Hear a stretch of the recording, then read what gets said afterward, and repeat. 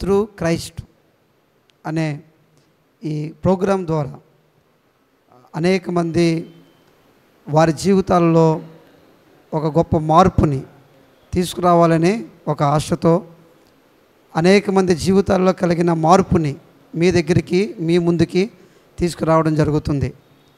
కనుక change through Christ, ప్రతి మార్పు వెనకాల ఒక వ్యక్తి ఖచ్చితంగా ఉంటాడు. ఒకవేళ ఆ వ్యక్తి ఈ లోకంలో మనిషి అయితే ఆ మనిషి కొంతవరకే ఆ వ్యక్తి జీవితంలో మార్పు తీసుకురాగలడు.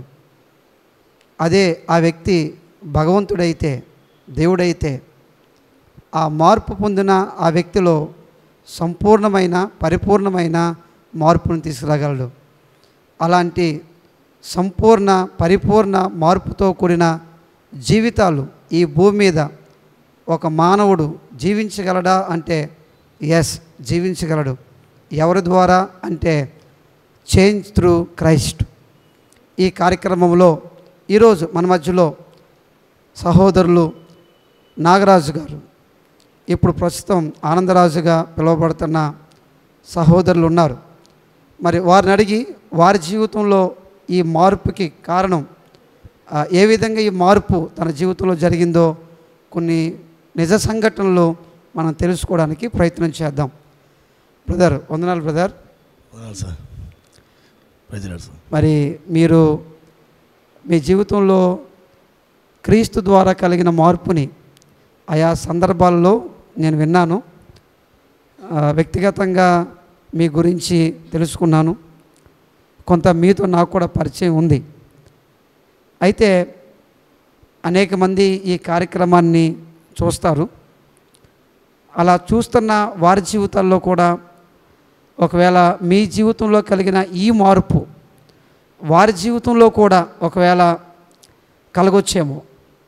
ఆ కారణం చేత మరి ఈరోజు మీ జీవితంలో మార్పు ఎలా కలిగిందో తెలుసుకోవాలని చాలా ఆశతో ఉన్నాం మేము. Thank you sir.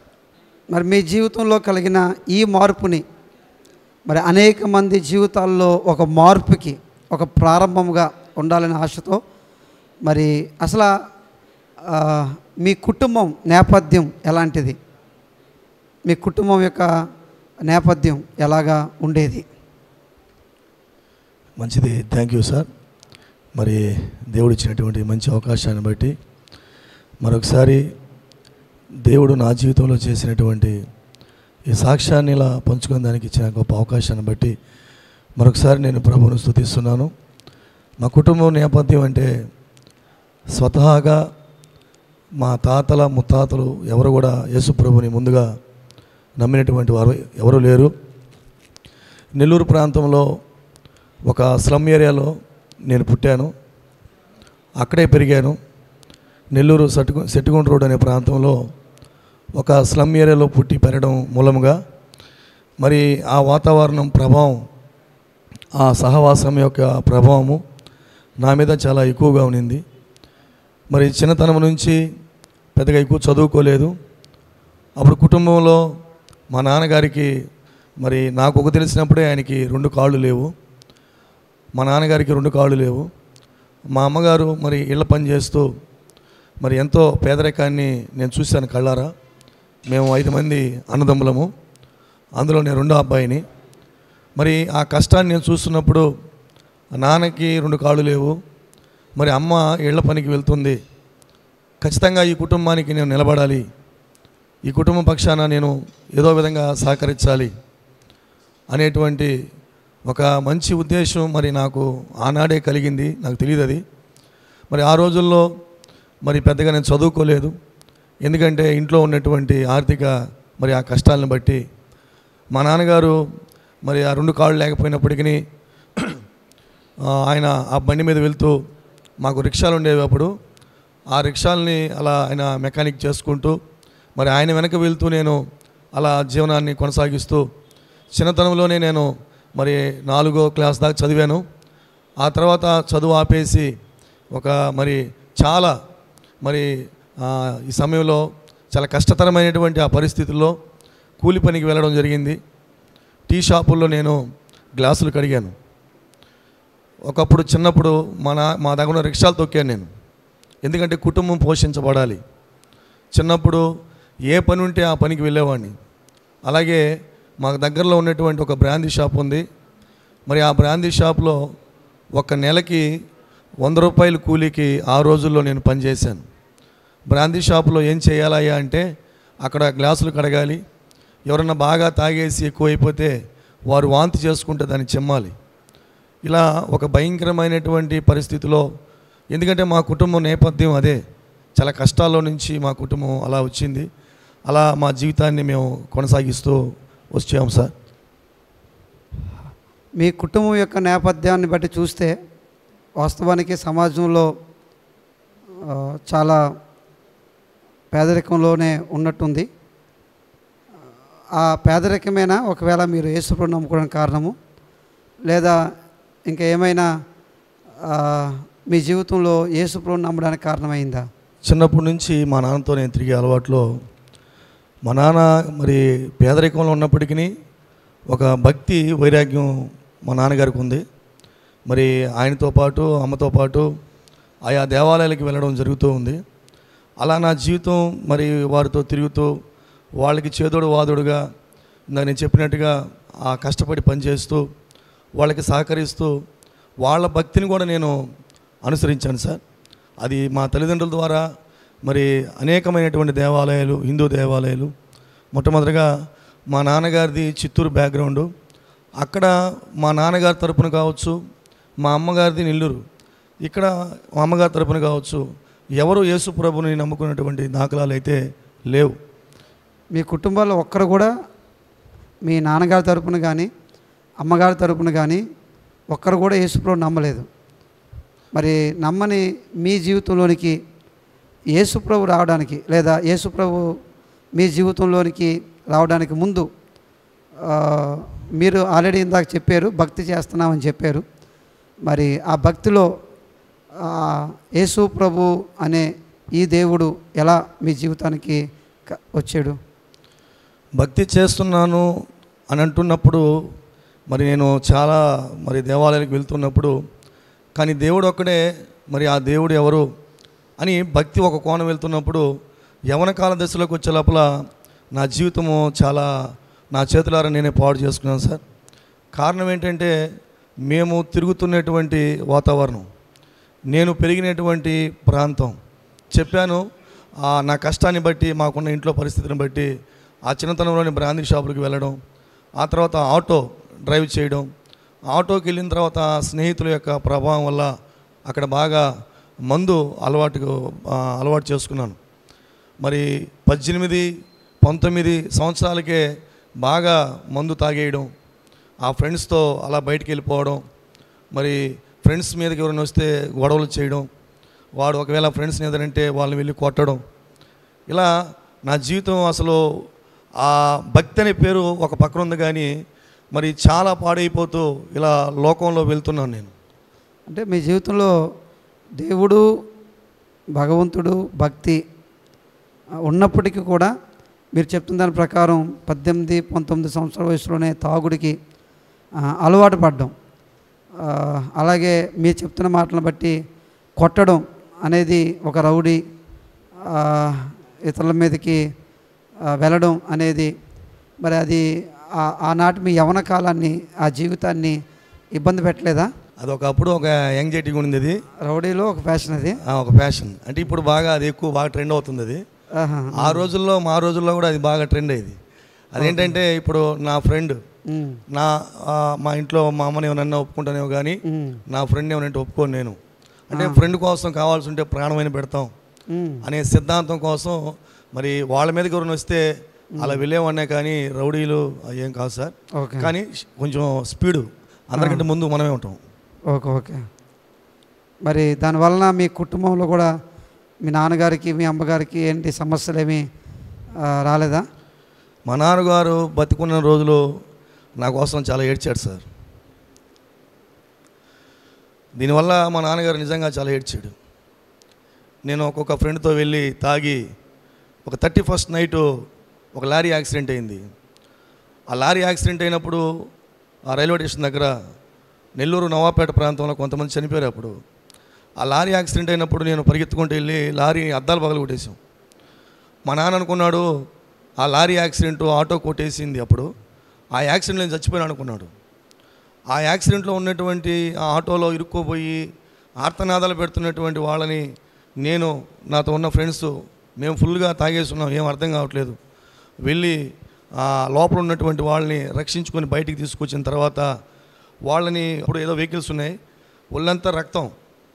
మా నాన్నగా అదే సెట్టుకుంట రోడ్ ప్రాంతంలో వెళ్ళినప్పుడు నన్ను చూసి మా నాన్న అసలు భయంతో ఏడ్చాడు. ఆయన అంటే మా తల్లిదండ్రులు నేను మిగిలిచ్చింది ఏంటంటే ఒకప్పుడు కన్నీళ్ళే. నా పాత జీవితంలో ఎక్కువగా మా నాన్న చివరి దశలో ఆయన చనిపోయే ముందు చనిపోయాడు. ఆయన రీసెంట్గా 2 years ముందు బ్యాక్. అంతకుముందు అంతా కూడా మా నాన్న బాగా ఏడిపించాను సార్ నేను. మరి అలా జీవిస్తున్న మీ జీవితంలో మరి మీరు భక్తి చేస్తున్నారు కదా, దానికి ఏమైనా పరిష్కారంగా ఏం దొరకలేదా మీకు ఆ భక్తిలోని? భక్తి ఇలా నాకు చెప్పాను కదా సార్, తాగుతూ తిరుగుతూ మరి అన్నీ, అంటే ఒక మనిషి ఈ లోకంలో ఎన్ని విధాలుగా చెడిపోయాడో అన్ని విధాలుగా నేను చెడిపోయాను. ఒక మానవుడు ఎన్ని విధాలుగా ఒక వ్యక్తి పాడైపోతాడో అన్ని విధాలుగా జోజో నేర్చుకున్నాను, త్రాగుడు నేర్చుకున్నాను, కొట్లాటం నేర్చుకున్నాను, జాతి కోసం పోరాటం నేర్చుకున్నాను, రాజకీయ నాయకులతో తిరిగాను. నెల్లూరులో మరి కొంతమంది ఎమ్మెల్యేలు, ఆ కార్పొరేటర్లు, వాళ్ళతో ఇలాగే కూర్చొని మాట్లాడి అక్కడ కూడా కొంత వాడిని వెళ్ళి కొట్టాలి అంటే మా కొంతమంది పిల్లలు తెలియను అలా కూడా మాట్లాడేవాడిని. అంత స్థాయికి వెళ్ళిపోతూనే మళ్ళీ ఏం చేసేవాడిని అంటే భక్తి చేసేవాడిని. ఆ భక్తి ఎలా ఉంటుందంటే నా చిన్నప్పటి నుంచి మా అమ్మ మా నాన్న నేర్పించారు. కొన్ని దేవాలయాలకి మోకాళ్ళ మీద ఎక్కాను నేను. తిరుమల తిరుపతి దేవస్థానాలకి మోకాళ్ళ మీద ఎక్కాను. మరి ఆ భక్తి చేస్తున్నాను, కానీ నా జీవితంలో ఏం మార్పు లేదు. నాకు మీరు నమ్మతారో నమ్మరో, నేను ప్రభువులోకి రాకముందు 14 సార్లు శబరిమలకి వెళ్ళాను. నేను 14 సార్లు నేను శబరిమలకి వెళ్ళాను. అక్కడ ఉన్నప్పుడు నన్ను ఏమంటారంటే అందరూ వారు గురుస్వామి అంటారు. మీరు నమ్మతారో నమ్మరో, నాకు ఇప్పుడు కూడా కొన్ని శ్లోకాలు గుర్తున్నాయి. లోకవీరం మహాపూజ్యం సర్వరక్షాకరం విభుం పార్వతీ హృదయానందం సాక్షాత్తం పరమామ్యహం విప్రపూజ్యం విశ్వవంద్యం విష్ణు శంభో ప్రియం సుతం. ఇలా శ్లోకాలు చెప్పుకుంటూ ఓం త్రయంబకం యజామహే సుగంధం పుష్టివర్ధనం ఊర్వారుకమివ వందనాన్ మృత్యోర్మృక్షయ మామృతాత్. అంటే ఈ మంత్రం చదివితే వాడికి మరణం లేదు. కానీ ఇది శబరిమలకి వెళ్ళి మరి ఆ పంబలోకి వెళ్ళి అక్కడికి వెళ్ళి ఆ పూజ చేసుకొని వస్తూ మళ్ళీ కేరళలో మందు కొనుక్కొని బస్సులో సీక్రెట్కి పెట్టుకుని వచ్చి ఇంటికి వచ్చి ఆ ఒక్కపోద్దు అయిపోగానే మళ్ళీ తాగేవాళ్ళం సార్. మరి మీరు 14 సార్లు స్వామిమాల వేశారని చెప్తున్నారు. సాధారణంగా సమాజంలో నేను గమనించేది ఏంటంటే అలవాట్లు మానుకోవడానికి, చెడుతనం వదులుకోవడానికే అలా వాళ్ళు నిష్ఠతోనూ దీక్షతోనూ ఉంటారని సాధారణంగా నాకు తెలిసినంతవరకు. మరి ఒక్కసారి కాదు, 2 సార్లు కాదు, మరి 14 సార్లు మీరు వేసినప్పుడు, అది కాక మీరు గురుస్వామి అంటున్నారు. అంటే గురుస్వామి అంటే మరి కొంతమందికి మార్గాన్ని నిర్దేశించడం కదా. మరి అలా మార్గాన్ని నిర్దేశించే స్థాయికి మీరు వచ్చినప్పటికీ మరి ఎందుకు మీ జీవితంలో ఆ తాగుడు, ఆ కొట్లాట, ఆ జోదం, మరి ఇలాంటి ఆ వ్యసనాలన్నీ కూడా ఎందుకు మీ జీవితంలో పోకుండా అలాగే ఉన్నాయి అంటారు? మీరు గమనించింది ఏంటి అందులో అసలు? ఎందుకు అంటే ఇప్పటికీ అందులో ఉన్న వాళ్ళకి అర్థం కాదు. మనకు బైబిల్ చెప్తుంది అదొక అంధకారం అని, అదొక చీకటని. కానీ ఆ రోజు అది ఎందుకు అనే దానికి మాత్రం జవాబు లేదు సార్. కానీ ఆ రోజు అదే కరెక్ట్ అనుకున్నాం. కానీ ఆ రోజుకి అది కరెక్టు, అదే భక్తి, అదే జీవితం అనుకుని వెళ్తున్నప్పుడు, కానీ కొంతమంది భక్తిలో వెళ్తున్నప్పుడు ఆ నిజదేవుడు ఎవరు? ఒకే దేవుడు ఉన్నాడు కదా, కానీ ఇంతమంది 3030 కోట్ల దేవతల దేవుళ్ళు ఉన్నారేంటి మనకి అని నాలో ఒక సందేహం ఉండేది. ఎందుకంటే నేను కర్ణాటకకి కోట్లింగాలకి వెళ్ళాను, శ్రీశైలంకి వెళ్ళాను. అంటే ఎక్కడ మరి ఆ శివలింగం శివభక్తుడు నేను. సోమవారం మరి శివాలయానికి వెళ్ళి పాలాభిషేకం చేయిందే నేను ఎక్కడికి వెళ్ళను సార్. సిట్కుంట రోడ్లో నేను చెప్పాను కదా, కష్టపడి అంచెలంచెలుగా ఎదుగుతూ అదే సెంటర్లో ఒక షాప్ పెట్టుకొని అదే సెంటర్లో ఒక తండల వ్యాపారం, ఒక వడ్డీ వ్యాపారం, అంటే ఎక్కడ పేద స్థితిలో ఉన్నానో మరి అదే స్థితిలోకి నేను బాగా ఆర్థికంగా బలపరచబడి కొంచెం డబ్బు సంపాదించుకొని, ఎందుకంటే మా బ్యాక్గ్రౌండ్ ఒక రూపాయికి అల్లాడాం, కానీ ఆ రూపాయి విలువ తెలుసు నాకు. ఎట్టయినా సరే కష్టపడాలని చెప్పి మా నాన్నగారు హయాంలో ఆయన రిక్షాలు కొన్నాడు, నా హయాంలో నేను ఏదో ఒకటి చేయాలని చెప్పి నేను కూడా 10 ఆటోలు కొన్నాను. 10 ఆటోలు కొని ఆ ఏరియాలో తండ వ్యాపారం చేసి, వడ్డీ వ్యాపారం చేసి, రాజకీయాలు చేస్తూ, ఒకవేళ ఎవరైనా ఎక్కువ మాట్లాడితే కొట్టి మాట్లాడేవాడిని. మరి మీరు తండ్రి వ్యాపారంలోకి వెళ్ళారు, 10 ఆటోలు, ఒక ఓనర్గా మీరు ఉన్నారు, ఒకవైపు భక్తిలో ఇన్నిసార్లు సోమాలు వేసారు. వాస్తవానికి నాకు అర్థం కాని ఒక విషయం ఏంటంటే, మరి ఇంట్లో మీరు ప్రతి సోమవారం కూడా ఇంత భక్తి చేస్తున్నారు, మరి ఇంత శ్లోకాలు మీరు చెబుతున్నారు, మరి ఇన్ని మీరు చెబుతున్నప్పటికి కూడా ఎందుకు మీ ఆ చెడు అలవాట్ల నుంచి బయటపడలేకపోయారు అక్కడ మీరు? అదే సార్, ఇందాక చెప్పాను, అర్థం కాలేదు. అది అక్కడ ఉన్నప్పుడు ఎవరికి అర్థం కాదు. అది నిజంగా అందులో నుంచి బయటపడండి అని చెప్పే మార్గదర్శకాలు కూడా అక్కడ బహుశా లేవేమో. ఏదో వెళ్తాం, వాళ్ళకి ఏదో ఇస్తాం, మనకేదో వాళ్ళు ఏదో అలాగా పూజ చేసి పంపిస్తారే కానీ మీరు మంచిగా బ్రతకండి, ఇలా సత్య మార్గంలో వెళ్ళండి, ఇది చేయకూడదు, అది చేస్తే తప్పు, ఇది చేస్తే తప్పు అనేటువంటి చెప్పేటువంటి పరిస్థితులు కూడా బహుశా అక్కడ లేవు. అలా ఉన్నప్పుడు నిజంగా అది మాకు అది రైట్ అని తెలుస్తుంది, కానీ అది తప్పు అని చెప్పేవాడు లేడు అక్కడ. మరి ఆర్థికంగా మీ కుటుంబం కొంచెం బలపడింది. మరి బలపడిన మీ కుటుంబాన్ని బట్టి మీ కుటుంబంలోని మరి ఒక స్థాయికి వచ్చారు మీరు, మీ తల్లిదండ్రుల కంటే ఒక స్థాయికి వచ్చారు.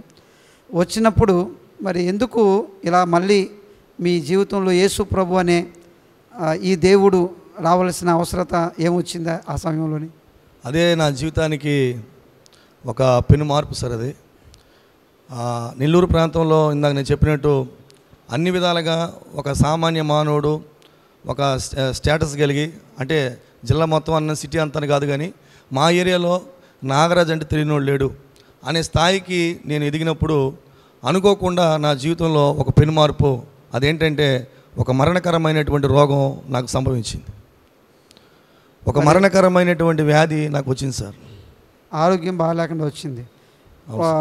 మరి మీరు ఈ స్థాయిలోకి వచ్చినప్పుడు వచ్చిన ఆ స్థాయిని బట్టి మీ కుటుంబం, మీరు భక్తిలో ఉన్నప్పుడు మంచిగానే ఉంటుంది, ఒకవేళ మీరు తాగి జోదమాడి ఇతరులను కొడతా ఉన్నప్పుడు ఒకవేళ మీ ఇంట్లో ఉన్న వాళ్ళు, అప్పుడు మీరు మ్యారేజ్ అయిందా? అప్పటికి మీకు ఏమైనా? అప్పటికి మ్యారేజ్ అయ్యి 3 పిల్లలు సార్, 2 అబ్బాయిలు, 1 పాప. 3 పిల్లలు. 3 పిల్లలు. మరి ఆ సమయంలో మరి ఇంట్లో ఎలాంటి, కుటుంబంలో ఎలాంటి ఫేస్ చేసేవాళ్ళు? ఏమైనా గొడవలు గట్రా అయి ఉండేవా? అంటే సాధారణంగా అవుతాయి, కానీ ఎలా ఉండేది మీకు ఇంట్లోనే? అంటే గొడవలు అంటే మా ఆవిడకి చెన్నై బ్యాక్గ్రౌండ్ ఆమెది. ఆమెను తీసుకొచ్చి నేను నిజంగా ఆమెని చాలా బాధ పెట్టేవాడిని. కానీ ఏనాడు నాతో నువ్వు ఇలా తప్పు చేసావని నేను ఎదిరించి మాట్లాడేది, కానీ ఆమె చాలా సంవత్సరాలు కన్నీళ్ళే దిగమింగింది. ఎందుకంటే ఒక భర్తగా బయట నేను ఒకవేళ చలామణి అవుతున్నప్పటికీ తనతో మరి నేను ఒక మొండి వైఖరి వెళ్ళేవాడిని. నేనే నీ అంతా, నేనే అంతా నాదే అన్నట్టుగా నేను వెళ్తూ ఉన్నాను. ఈ 3 బిడ్డలను కూడా మరి వాళ్ళని సరిగ్గా చదువు విషయంలో కూడా ఏదో అలా చదివిస్తున్నాం అని చెప్పి నా పనులు, నా బిజినెస్ అలాగా నేను తిరిగా ఉన్నాను సార్. ఓకే. మరి ఇందా చెప్పారు మీరు బాగా లేకుండా వచ్చింది ఏదో అని చెప్పారు, ఆ విషయం గురించి చెప్పండి. అలా వెళ్తూ నేను చేస్తున్నటువంటి వ్యాపారాలు, ఈ తండల వ్యాపారం, ఈ రాజకీయ నాయకులు వీళ్ళందరూ తిరుగుతున్నప్పుడు ఒక మరణకరమైన రోగం వచ్చింది. ఆ రోగం వచ్చినప్పుడు మరి నా దగ్గర ఉన్నటువంటి సొమ్ము, నాకు 5 మంది అన్నదమ్ములు, అప్పటికి కొంచెం డబ్బులు సంపాదించుకున్నాం, 10 ఆటోలు ఉన్నాయి. మరి ఈ రోగం వచ్చినప్పుడు నెల్లూరులో ఉన్నటువంటి హాస్పిటల్ని నన్ను తిప్పారు. నెల్లూరులో ఉన్నటువంటి హాస్పిటల్ మరి బొల్లేని కావచ్చు, మరి కొన్ని హాస్పిటల్ తిప్పినప్పుడు ఒక్కొక్క డాక్టరు ఒక్కొక్క వ్యాధి అంటున్నాడు. నా వెనక వీపు భాగంలో మరి ఒక డాక్టర్ గారు 5 లీటర్ల నీరు తీశాడు. నా ఊపిరితిత్తుల్లో నుంచి నీరు ఎక్కువైపోయింది, అందులో నుంచి వాటర్ తీయాలి, లేకపోతే ఇతను చచ్చిపోతాడని ఆ డాక్టర్ గారు అన్నారు. బొల్లేన్లో డాక్టర్ గారు అన్నారు ఇతనికి హార్ట్ ప్రాబ్లం, ఇతను చచ్చిపోతాడని. మరొక డాక్టరు, అంటే ఎక్కడికి వెళ్ళి వీళ్ళు ఏమంటారంటే చచ్చిపోతాడు అని చెప్పినప్పుడు మీరు నమ్మండి, నా దగ్గర ఉన్నటువంటి డబ్బులన్నీ అంటే నేను హాస్పిటల్కే ఖర్చు పెట్టాను ఎక్కువ శాతం. ఒక్కొక్క ఆటోని ఆ రోజు ఎంతో కష్టపడి నిజంగా వాటిని సంపాదించాను. కానీ అవి అమ్మేటప్పుడు ఎలా అమ్మానంటే నాకు అవసరం, నేను బతకాలి అని చెప్పినప్పుడు నాకు అది పెద్దగా లెక్క అనిపించట్లేదు. అందుకని నేను ఆ చిన్న బిడ్డలను చూసుకొని ఒకవేళ నా భార్య బిడ్డకి నేను దూరం అయిపోతానేమో అనే భయంతో నా దగ్గర ఉన్నవన్నీ కూడా అమ్ముకొని నేను వైద్యులకి ఖర్చు పెట్టాను సార్. అయినప్పటికీ మరి ఆ వ్యాధి బాగోలేదు. మరణాన్ని కలిగించే రోగం అన్నారు. మీకు ఊపిరితిత్తులకు ఏమైనా ప్రాబ్లం అయిందా లేకపోతే ఏంటి? ఆ నీళ్ళు వాటర్ ఎక్కువైపోయి టీబీ, అప్పట్లో టీబీ ఎక్కువైపోయి అది ఎక్కువైపోయి ఇబ్బంది అయిపోయి చనిపోతావు అన్నట్టుగా చెప్పారు సార్. దానికి మెడిసిన్ అప్పుడు ట్రీట్మెంట్ కానీ ఏమైనా అప్పుడు తీసుకున్నాం సార్. తర్వాత తీసుకున్నాం అది. ఆ తర్వాత ఏం జరిగిందంటే నేను ఇలా బాగా సిక్ అయిపోయి ఇంటి దగ్గర పడుకొని అలాగా ఎక్కువగా మాట్లాడేవాడిని కాదు. మీరు నమ్మతారో నమ్మరో కానీ 2 ఇడ్లీ తింటే నాకు బయటకు వచ్చేస్తుంది. 2 ఇడ్లీ తిన్నా సరే నేను వాంతి చేసుకునేవాడిని. ఇలా దాదాపుగా ఆ మంచం మీద దాదాపుగా 24 రోజులు అదే మంచం మీద నేను పడుకున్నాను. నా చేతులకి మరి సెలైన్లు, ఇంటి దగ్గరికి వచ్చి మరి మెడిసిన్ ఇలా చేస్తున్నప్పుడు మీలాంటి వ్యక్తులు కొంతమంది వచ్చి, అయ్యా నాగరాజా నువ్వు అక్కడికి వెళ్ళావు ఒక్కసారి యేసుప్రభు నమ్ముకోవచ్చు కదా అని కొంతమంది స్త్రీలు కొంతమంది బ్రదర్స్ మా దగ్గరికి వచ్చారు సార్.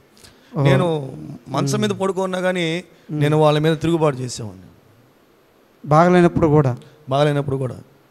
ఎందుకంటే నేను చేసే భక్తి గొప్పది. నేను వెళ్ళేది చిన్న విషయం కాదు. అది నేను 14 సార్లు శబరిమలకి వెళ్ళాను. నేను శ్లోకాలు చెప్తాను ఇప్పుడు కూడా మంచం మీద పడుకొని మీకు. కానీ ఒక గర్వంతో ఒక మూఢ నమ్మకంతోనో మరి తెలియదు సార్ నాకు. ఎవరిని కూడా దగ్గర రానిచ్చేవాడిని కాదు. ఇంకా తిట్టేవాడిని. యేసుప్రభు పేరు చెప్తే నేను తిట్టేవాడిని. ఇప్పుడు ఆ మంచం మీద ఉండి కూడా మరి యేసుప్రభు వాళ్ళు అసలు మీ దగ్గరికి వచ్చి ప్రార్థన చేస్తూ ఉన్నారు, మీ ఆరోగ్యం కొరకు ప్రార్థన చేస్తూ ఉన్నారు. ఆ ప్రార్థన కూడా మీకు ఇష్టం లేదు అంటే మీరు చనిపోయినా పర్లేదు కానీ ప్రార్థన ఇష్టం ఉన్నదా? అంటే ఆ దేవుడు ఇష్టం లేదు, ఆ యేసు ప్రభు నాకు వద్దు. ఎందుకంటే నేను అనుకునేవాడిని ఒకప్పుడు ఆయన ఇతర మతాల దేవుడు, ఇతర దేశాల దేవుడు, నా దేవుడు నాకుండారు, నాకు అవసరం లేదు ఆయన అని ఒక ఆ వైరాగ్యంలో నేను ఉన్నాను సార్. అప్పుడు అట్లా ఉంటూ ఉన్నప్పుడు ఒకసారి వచ్చారు వాళ్ళు, వచ్చి నా చుట్టూ నిలబడుకొని ప్రార్థన చేస్తుంటే నేను అరిసేవాడిని. బాగా సిక్ అయిపోయి, మీరు వెళ్ళండి, నాకు తలనొప్పిగా ఉంది, నా కోసం ఎవరు ప్రార్థన చేయబడి మీరు వెళ్ళిపోండి అన్నప్పుడు పాపం వాళ్ళు మళ్ళీ తరచుగా రోజు మా ఇంటికి వచ్చి అలా నా కోసం ప్రార్థన చేస్తూ ఉన్నప్పుడు ఒకరోజు ఎందుకో నాకు తెలియకుండానే అనిపించింది. ఏమనిపిస్తూ ఉందంటే, నేను ఎక్కడెక్కడికో పోయి లక్షల రూపాయలు ఖర్చు పెడితే ఎక్కడెక్కడికో పోయి తిరిగాను, కొండల్లో, లోయల్లో, కోనల్లో తిరిగాను. కానీ ఎవరో నన్ను మరి ఈరోజు అందరూ నన్ను విడిచిపెట్టేశారేంటి? నాకు ఏ పరిచయం లేనటువంటి ఈ యేసుప్రభుకు సంబంధించిన వ్యక్తులు వచ్చి పదే నా దగ్గరకు వచ్చి, అయ్యా నువ్వు యేసుప్రభుని నమ్ముకో, నువ్వు బాగుపడతావు అని చెప్తున్నారు అని ఎక్కడో ఒక చిన్న ఆలోచన వచ్చింది సార్. అప్పుడు ఒక రాత్రి నేను మా ఆవిడ మా ఇంట్లో కుటుంబ సభ్యులందరూ కూర్చొని మాట్లాడుకుంటున్నప్పుడు మా నాన్న కూడా ఉన్నాడు అక్కడ. ఆయన ఏమంటాడంటే, ఒరే సావు బతుకుల మధ్యలో ఉన్నాడు, బిడ్డ ఎలాగైనా బ్రతకాలి, మా అన్నదమ్ములందరూ అనుకున్నారు, డాక్టర్లు అనుకున్నారు చచ్చిపోతానని.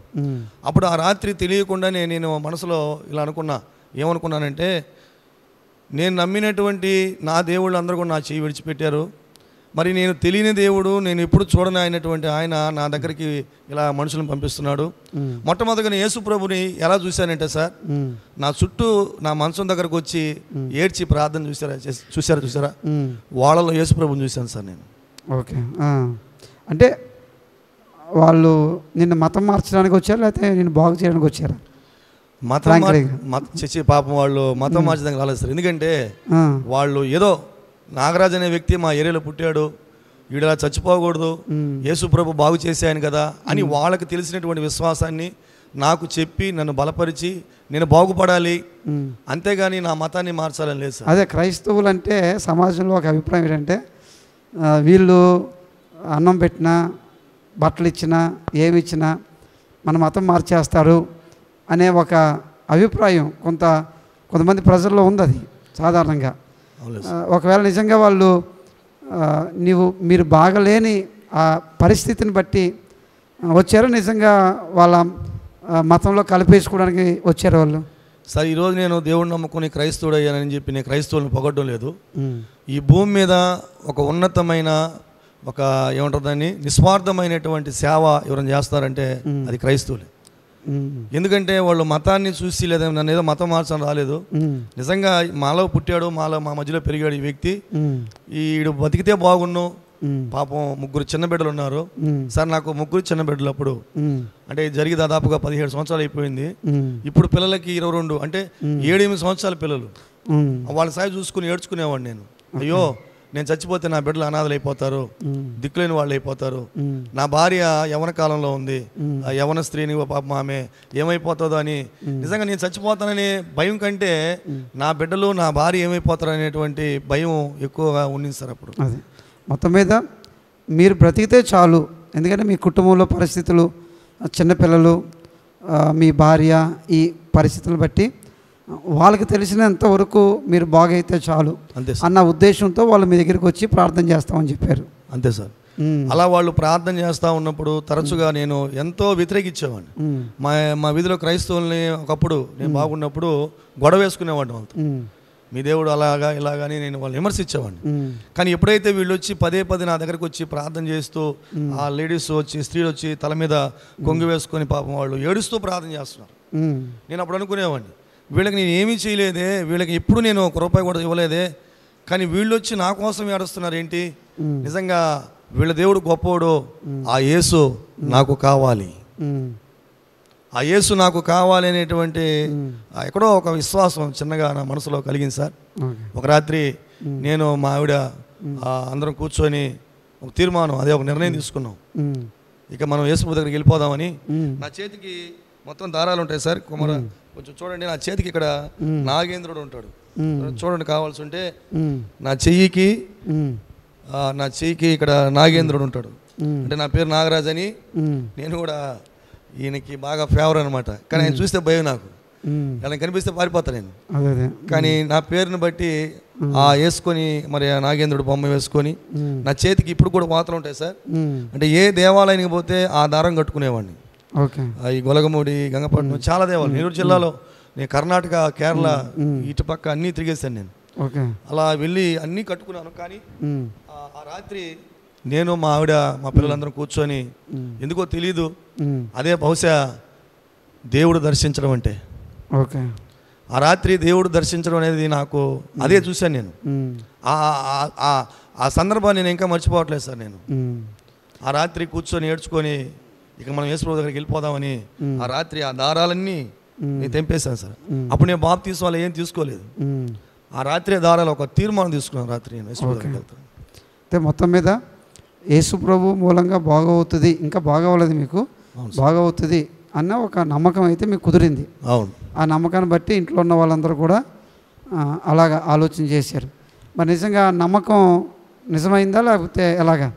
ఇప్పుడు 100% ఆ నమ్మకం రైట్ సార్. అది ఆ నమ్మకం రైట్ ఏంటంటే, ఒకటి సజీవంగా నేను బతికున్నాను. ఓకే. అంటే ఇంకొక సజీవమైన సాక్ష్యం ఏంటంటే, ఆ పాత నాగరాజు అలవాట్లు ఇప్పుడు లేవు. ఓకే. ఆ కొట్లాట్లు, ఆ ఫైట్లు, ఆ వ్యాపారాలు, ఆ గొడవలు, ఆ త్రాగుడు, ఆ జోసం, ఆ పాపం, అవన్నీ ఇప్పుడు లేవు. ఇది నమ్మకం కరెక్టే కదా సార్. ఇప్పుడు అంటే మీరు బాగలేని ఆ పరిస్థితుల్లో యేసు దగ్గరికి వచ్చారు. అప్పుడు హాస్పిటల్ అన్నీ కూడా మీరు తిరిగారు, కానీ ఆ హాస్పిటల్ మూలంగా మీకేం నయం కాలేదు. కానీ వాళ్ళు మెడిసిన్స్ అయితే వాడుతున్నారు. కానీ అవి కూడా మీలో పనిచేయాలంటే భగవంతునికి దయ కావాలి ఖచ్చితంగా. అలాగా యేసుప్రభు మూలంగా మీకు బాగైంది. మీరేం చెప్తున్నారంటే, నా శరీర రోగం బాగవడం, నేను బతకడం అనేది నా జీవితంలో గొప్ప విషయం. కానీ అంతకంటే గొప్ప విషయం ఏంటంటే, నేను అంతకుముందున్న నా తాగుడు వ్యసనాలు, జోదము, చెడు అలవాట్లన్నీ కూడా నేను మానేశానని చెప్తున్నారు. ఇక్కడ ఒక మాట అడగాలి మిమ్మల్ని, యేసుప్రభు దగ్గరికి వస్తే ఎందుకు అవన్నీ మానేయాలా? అదే కదా సార్. ఇప్పుడు అదే మార్పు అంటే చాలామందికి తెలియనటువంటి ఒక గొప్ప మర్మం ఇది.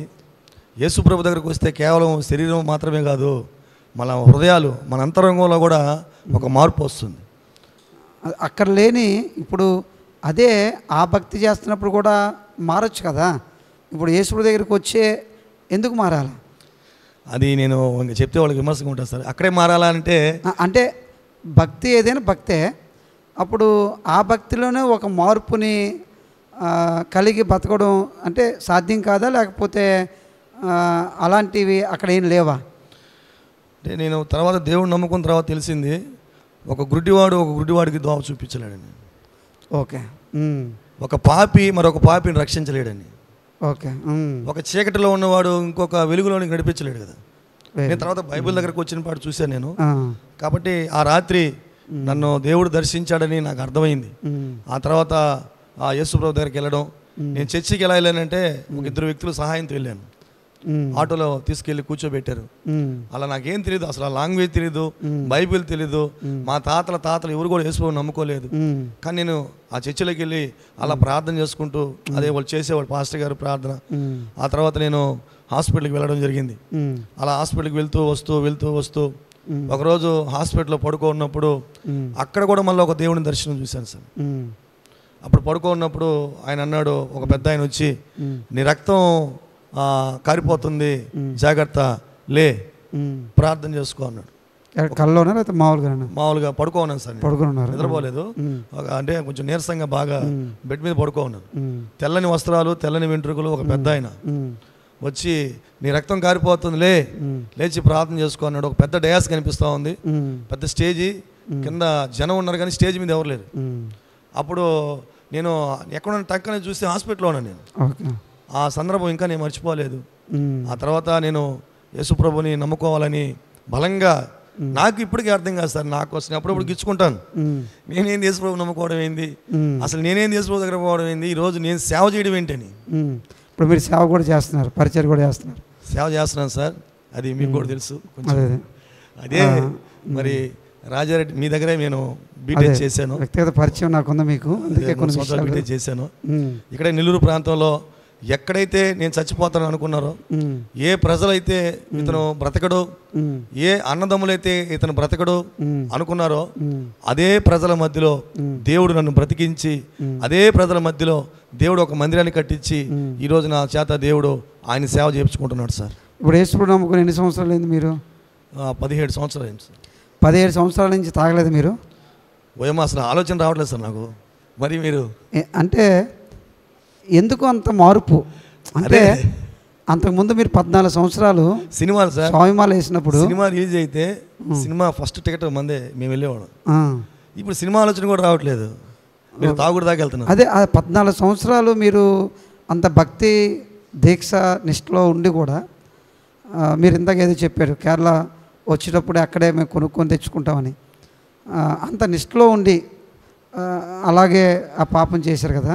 మరి ఈ 17 సంవత్సరాలు యేసు ప్రభులో ఉండి మీరు ఆ పాపం, ఆ తాగుడు, ఇవన్నీ చేయకుండా ఉన్నారంటే ఎలా ఇది సాధ్యం? ఇది ఎలాగా ఇది? అదే సార్ యేసు ప్రభులో ఉన్నటువంటి ప్రత్యేకత. మీకు ఏమనిపించింది అంటే, అక్కడ లేనిది ఇక్కడ ఉన్నది, ఇక్కడ మిమ్మల్ని ఏది కంట్రోల్ చేస్తుంది అసలు? దేవుడే. అంటే దాన్ని అది అనుభవపూర్వకంగా వెళ్ళిన వాళ్ళకే తెలుస్తుంది సార్. అది ఇలాగా అంటే కొంతమంది దేవుడు ఆత్మ, పరిశుద్ధాత్మ, దేవాది దేవుడే నన్ను మార్చాడని చెప్తే కొంతమంది అనుకుంటారు. మీరు నమ్ముతానంటే, ఒకప్పుడు ఇంతకుముందు చెప్పాను కదా గొడవలకు వెళ్ళేవాడిని, ఇటీవల రీసెంట్గా మా ఇళ్ళ మీద గొడవలకు వస్తే నేను మౌనంగా ఇంట్లో కూర్చోను. అదే కదా, అందుకనే మీకు మార్పు ఏం అవసరం లేదు సార్. అదే అంతకుముందు నేను గొడవలకు వెళ్ళి కొట్టేవాడిని, ఇప్పుడు నన్ను వచ్చి కొడుతుంటే నేను మౌనంగా ఇంట్లో ఉంటున్నాను. మా ఇళ్ళల్లో అనుకుంటున్నారు వీళ్ళందరూ అయిపోయారు ఈరోజు అని. అంటే ఇంత మార్పు రావడానికి ఎలా అంటే, నాకు బాగలేదు, చచ్చిపోతున్నాను కదా, ఇంకెందుకులో ఇవన్నీ అని చెప్పేసి దాన్ని బట్టి ఏమైనా మార్పు వచ్చిందా, లేకపోతే యేసు ప్రభుని బట్టి ఏమైనా మార్పు వచ్చిందా మీ జీవితంలో? తప్పు చేయాలంటే ఏడుపు వస్తుంది సార్, తప్పుగా చూడాలన్నా ఏడుపు వస్తుంది సార్. మరి అక్కడ ఉన్నప్పుడు అలా అనిపించలేదు. ఇప్పుడు ఒక మాట ఎవరినన్నా గబక్క నోరు జారి మాట్లాడినా తెలియకుండా దుఃఖం వచ్చేస్తుంది. మరి నాకు అక్కడ అనిపించలేదే, అది ఏమని అనాలో నేనేం చెప్పాలి నాకు అర్థం. అదేంటే చనిపోతున్నాను కదా, నేను చచ్చిపోయే పరిస్థితికి వెళ్ళాను, చావుబతుకులోకి వెళ్ళాను, ఈ జీవితం ఎందుకు, ఇంకా గొడవలు, ఇవన్నీ వ్యసనాలు వదిలేయాలా అని వదిలేశారా?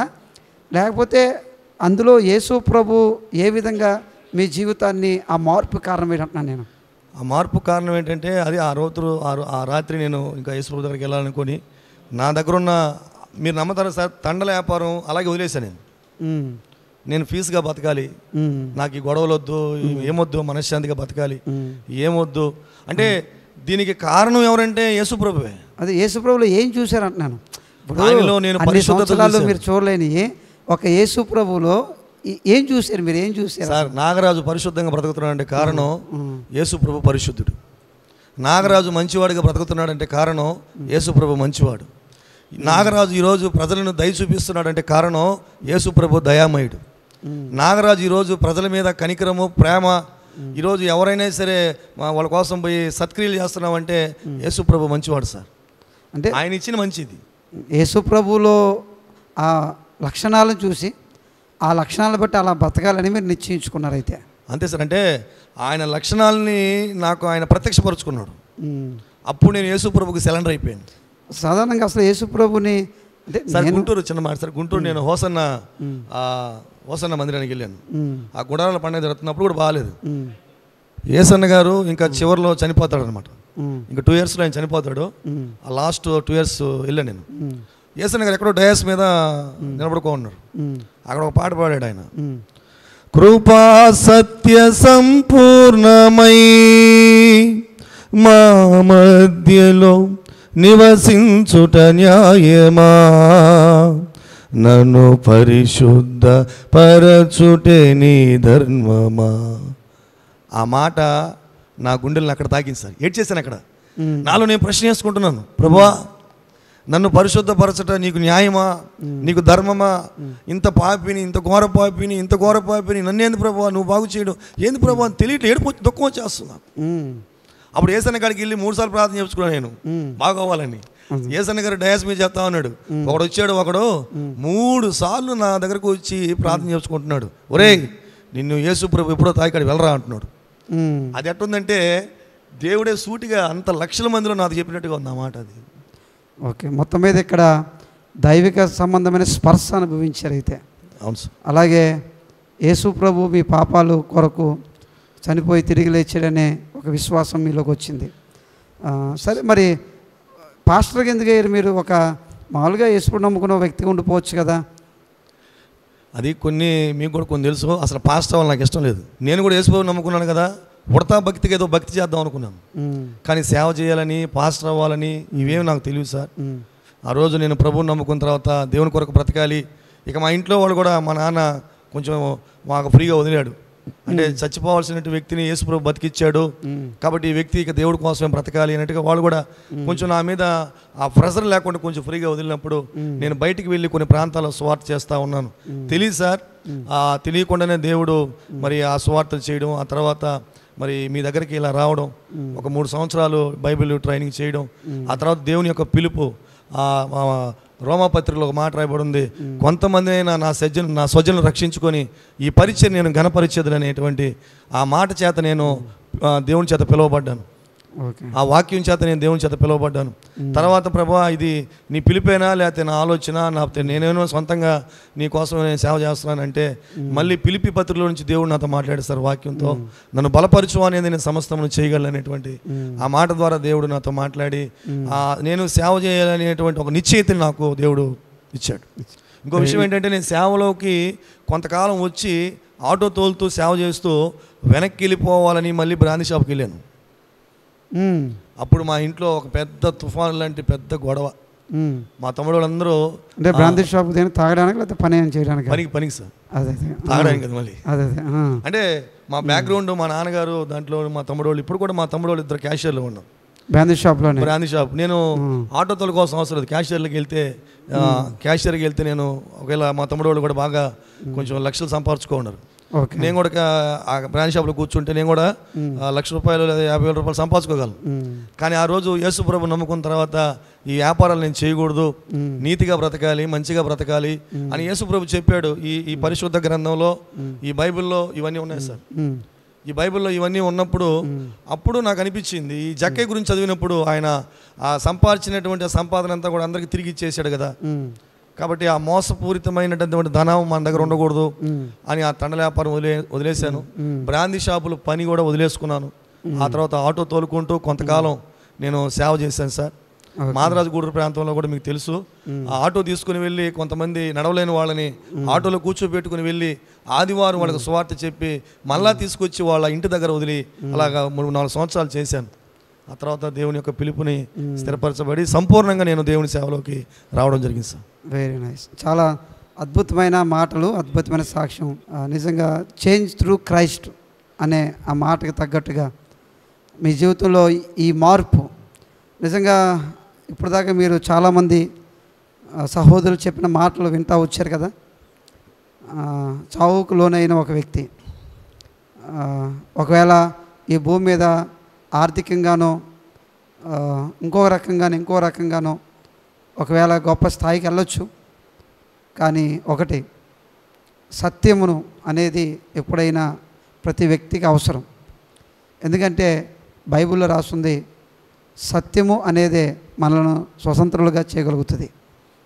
అసత్యం ఎన్నడూ మనల్ని స్వతంత్రులుగా చేయలేదు. చీకట్లో నడిచేవాడు ఇంకొకటికి వెలుగును చూపించలేడు.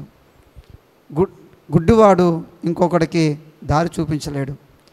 కనుక ప్రభువైన యేసుక్రీస్తు దగ్గర సత్యం ఉందని, ప్రభువైన యేసుక్రీస్తు వెలుగై ఉన్నాడని, ప్రభువైన యేసుక్రీస్తు పరిశుద్ధుడై ఉన్నాడని తన జీవితంలో గుర్తించి, ఆ గుర్తించిన తన జీవితంలో ఒక అద్భుతమైన మార్పుకి తన అవకాశం ఇచ్చి, తన జీవితాన్ని అవకాశం ఇచ్చి ఈరోజు అనేక మంది జీవితాల్లో ఆ మార్పుకి కారకుడిగా తన కుటుంబంతో కలిసి ఆ ప్రభు యొక్క పరిచర్య చేస్తున్న సహోదరులను బట్టి ప్రభువుని స్తుతిస్తున్నాను.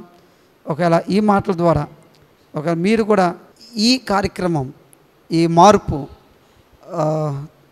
చేంజ్ త్రూ క్రైస్ట్ అని ఈ కార్యక్రమంలో ఈరోజు మనకి ఒకప్పుడు నాగరాజుగా ఉన్న ఆ పేరుతో పిలువబడుతూ, ఆ పేరుతోనే భక్తి చేస్తూ, ఆ పేరుతోనే తన జీవితం అంతటిని చెడగొట్టుకొని పాడు చేసుకొని, ఆ పేరుని బట్టి నేను చెప్పట్లేదు కానీ ఒకవేళ పేర్లు ఇంకా మంచి మంచి పేర్లు ఉండొచ్చు కొంతమందికి, కానీ ఆ పేరుని బట్టి తను పాడైపోయి నేను చెప్పట్లేదు. కానీ ఒకప్పుడు పాత మనిషి, ఆ పాత వ్యక్తి, కానీ ఇప్పుడు తన జీవితంలో ఒక నూతనమైన వ్యక్తిగా ఆనందరాజుగా తన జీవితం కొనసాగిస్తూ ఆనందంతో, నెమ్మదితో, సంతోషంతో తను బ్రతుకుతూ తన కుటుంబాన్ని కూడా అలాగునే తాను కొనసాగించుకుంటూ ఇంత గొప్ప మార్పు తన జీవితంలో కలిగిందని మనకిచ్చిన సాక్ష్యాన్ని బట్టి ప్రభువును స్తుతిస్తున్నాను.